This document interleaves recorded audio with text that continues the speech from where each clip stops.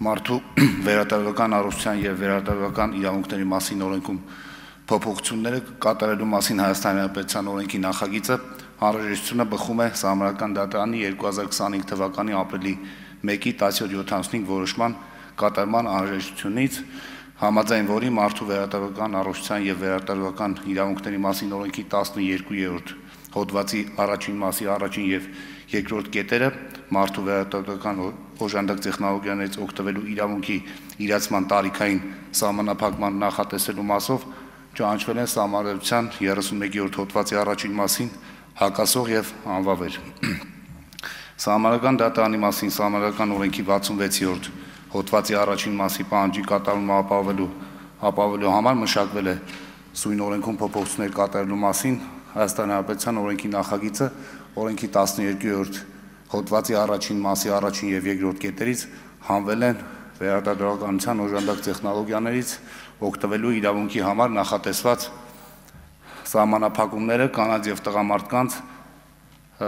համար սահմանված որոշակի տարիքային շեմը։ Ի կատարում վերոհիշյալ պահանջի մշակվել է այս օրենքը Հայաստանի օրենքում փոփոխություններ կատարելու մասին Հայաստանի Հանրապետության օրենքի նախագծի հավանություն տալու մասին Հայաստանի Հանրապետության կառավարության որոշման նախագիծը։ Խնդրում եմ տալ դրական դիրքորոշում։ Շնորհակալություն։ Շնորհակալություն հարցերի համար հերթագրում։ Արմենուհի Գյուրեղյան։ Պարոն Գասպարյան, եթե Սահմանադրական դատարան անդրադարձել է այդ սահմանափակումներին, դա նշանակում է որևէ կառույց կամ որևէ անհատ դիմել է հակասահմանադրականությունը ճանաչելու հարցով այդ փոփոխությունների տարիքային սահմանափակումների ներգրավման։ Իսկ կարող եք ասել ըստ էության, դա եթե չեմ սխալվում, ՄԻՊ-ը մարդու իրավունքների պաշտպանի կառույցն է ներկայացրել Սահմանադրական դատարան այդ հարցով, ունենք որևէ հետազոտություն, քանի օրինակ ունենք, քանի փորձ ունենք մարդկանց կամ ամուսնական զույգերի, ովքեր դիմել են նման օգնություն ստանալու, նման ծառայությունից օգտվելու եւ զրկվել են նման ծառայությունից, չեն ստացել զուտ տարիքային սահմանափակման պատճառով, արդյոք ուսումնասիրել ենք թե չէ, ինչ ծավալի մենք նման մերժումներ ենք ունեցել այս օրենքի ընդունումից հետո եւ մյուս հարցը այս փոփոխությունները տարիքային սահմանափակումները լավ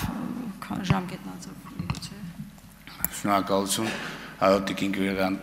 սա ՄԻՊ-ի անդրադարձն եղել, ՄԻՊ-ի որոշումն եղել եւ որքանով որ մենք տեղեկացված ենք ՄԻՊ դիմել են 3 հոգի, որոնց որ մենք մերժել ենք օրենքով սահմանված կարգով տարիքին չհամապատասխանելու պատճառով։ Եվ հաջորդ հարցը այս փոփոխությունները տարիքային սահմանափակումները ըստ էության օրենքի մեջ մտցվել են 2021 թվականի հուլիսին, թե հունիսին, եթե չեմ սխալվում, նորից ձեր իշխանության, ձեր կառավարության օրոք եւ արդյոք այն ժամանակ փոփոխությունները, որ մտցվեցին, այս սահմանափակումները դրվեցին, իրականացվել էին որոշակի համալիր ուսումնասիրություններ եւ որից հետո ինչ հիմունքներով, ինչ հիմնավորմամբ այդ սահմանափակումները դրվեցին եւ հիմա նորից նույն հարցը արդյոք մենք ունենք լիարժեք համապարփակ ուսումնասիրություններ թե այս փոփոխությունները ի վերջո մենակ այդ 3 դիմումի արդյունքում են լինելու թե իրապես կարող են կողքից ուրիշ խնդիրներ առաջացնել ինչքանով է համապարփակ համալիր ուսումնասիրվել հարցը թե 21 թվականին երբ ընդունվել է եւ թե հիմա որ հիմա հանում ենք Շնորհակալություն Տիկին Գյուրեղյան, տարիքային սահմանափակումները միշտ եղել են, 21 թվականին չենք մտցրել, այնտեղ երկու տարբերակ կային, մենք բարձրացրել ենք հղիություն կրելու եւ վերարտադրական օժանդակ տեխնոլոգիաներից կիրառվելու կինը կարող էր 53 տարեկան լինել, ամենաբարձր տարիքի եւ 55 տարեկան այդտեղ սահմանել ենք, որ փոխնակ մոր օգնությամբ հղիությունը լինի։ Այդ ժամանակ իհարկե ուսումնասիրել ենք եւ տեսել ենք թե ինչքան մարդ է մեզ դիմում տարիքի հետ կապված եւ այդ տարիքային շեմը 55-ը սահմանվել է հենց դրա համար եւ հաշվի առնվել այդտեղ իհարկե երեխայի լավագույն շահը։ Զարուհի Բատոյան Շնորհակալ եմ, պարոն Գասպարյան, մեր օրենսդրությունը ոչ միայն առողջապահության ոլորտի, այլ ընդհանրապես ամբողջ օրենսդրությունը չեն վարանի ասել, որ ունի բազմաթիվ խտրական մոտեցումներ, որոնք ընդունվել են շատ վաղուց, նույնիսկ երբ մենք բազմաթիվ կոնվենցիաներ դեռևս չենք վավերացրել, բայց վավերացումից հետո տարբեր կոնվենցիաների մենք երբեմն դրանք վերանայում ենք, երբեմն նման դեպքեր են լինում, երբ օրինակ քաղաքացիները կամ ՄԻՊ-ը դիմում է սահմանադրական դատարան եւ այդ առիթով վերանայվում է օրենսդրությունը։ Ես ուզում եմ մի փոքր ընդհանուր հարց տալ, արդյոք այս դեպքը կամ գուցե ոչ այս առիթով, բայց նախարարությունը ունի նախաձեռնություն վերանայելու առողջապահության ոլորտի օրենսդրությունը այն նման խտրական սահմանումներից ազատվելու, այսինքն այդ մոտեցումներից խուսափելու, որպեսզի մենք սահմանադրական դատարանի օգնությանը չդիմենք եւ մինչ այդ իրացնենք մեր պարտավորությունները քաղաքացիների նկատմամբ։ Շնորհակալություն Տիկին Բաթյան, տեսեք, այն բոլոր խնդիրները, ինչը աշխատանքային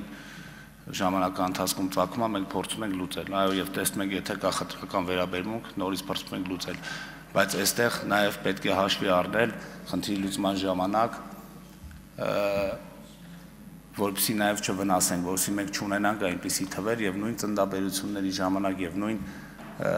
մահացությունները չբարձրանան, այդ ամենը հաշվի առնում, իհարկե անընդհատ վերանայվում է։ Չունեք արձագանք։ Շնորհակալ եմ, ես պարզապես կուզեի նաև նշել, որ շատ հաճախ այդ խտրական դեպքերը, մոտեցումները հանդիպում են ոչ միայն օրենսդրության, այսինքն օրենքներում, այլ կառավարության որոշումներում կամ գուցե նաև նախարարների հրամաններում, եւ այստեղ եւս կարեւոր է, որ մենք զգուշ լինենք եւ վերանայենք մեր բոլոր ուրեմն ընթացակարգերը մարդու իրավունքների տեսանկյունից, որովհետեւ այս դեպքում այո ունենք օրինակ, երբ ՄԻՊ-ը դիմել է եւ սահմանադրական դատարանի կողմից այդ մոտեցումը անընդունելի է համարվել, բայց բազմաթիվ են այն դեպքերը, երբ քաղաքացիները, հատկապես խոցելի խմբերը, չունեն բավարար ռեսուրսներ այդ փոփոխություններին դիմելու եւ իրենց սահմանադրական իրավունքը պաշտպանելու համար, հետեւաբար ես կարեւոր եմ համարում նաեւ այո ձեր նշած ընթացիկ աշխատանքները, որոնք պիտի կրկնում եմ մարդու իրավունքների համահունչ լինեն։ Շնորհակալ եմ։